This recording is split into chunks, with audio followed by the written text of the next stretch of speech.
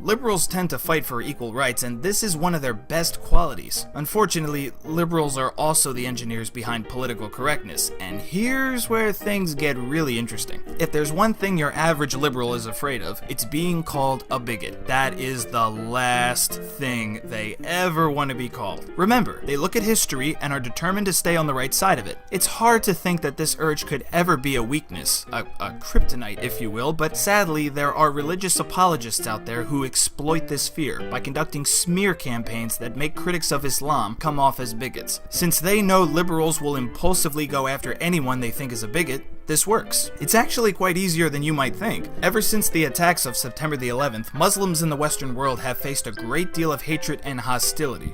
By actual bigots, people who are not interested in having debates, people who are not interested in learning anything, people who are not interested in reforming the religion. They just hate Muslims. I stand against Islam and the false prophet Muhammad. Well, you could guess what happens next. Liberals swooped in, and rightfully so, to stand up for Muslims who are the victims of hate crimes. But keep in mind, at the same time this was happening, religious apologists took advantage of this climate to make criticizing Islam non-PC and come off as intolerant. And because a lot of liberals will do anything to avoid being called intolerant, they began to also go after people who were not bigots, people who were interested in having debates, people who were interested in learning, and people who were interested in reforming the religion. Liberals attacked them too, and all they needed was the word Islamophobia, with its sloppy, irresponsible definition to encompass those who hate Muslims, hate Islam, fear Islam, constructively criticize Islam, condemn certain actions by certain Muslims, and those who try to encourage a renaissance within the Muslim world. This term takes all of these very different types of people and plops them into the same camp.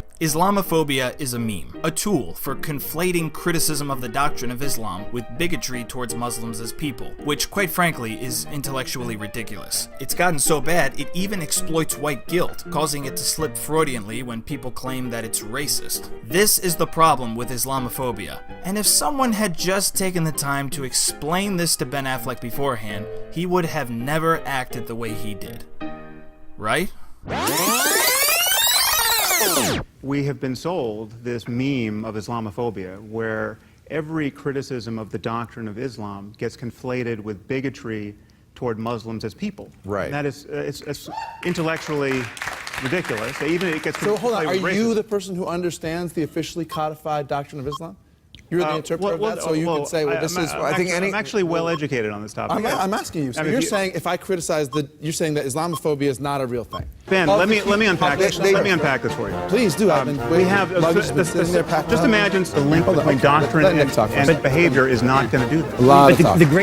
Mr. Affleck's childish behavior and hostility towards Mr. Harris is a good example of what the concept of Islamophobia can do to an otherwise well-intentioned liberal brain. All he needed was a little suspicion that Harris was a bigot, and that was it. He didn't listen to any of his points. He repeatedly strawmanned his arguments and got them wrong again and again and again and again. He interrupted everyone on the panel multiple times. He was disrespectful, at times incoherent, and come to find out after the show, he hadn't read any of Sam Harris's books and was completely unfamiliar with his work. Now for the irony. What kind of person slanders other people, disrespects them openly, misrepresents what they stand for, and all the while without doing the slightest bit of research? Here's a clue. It's the same kind of people who are not interested in having discussions, not interested in learning anything, and not interested in changing anything either. You guessed it!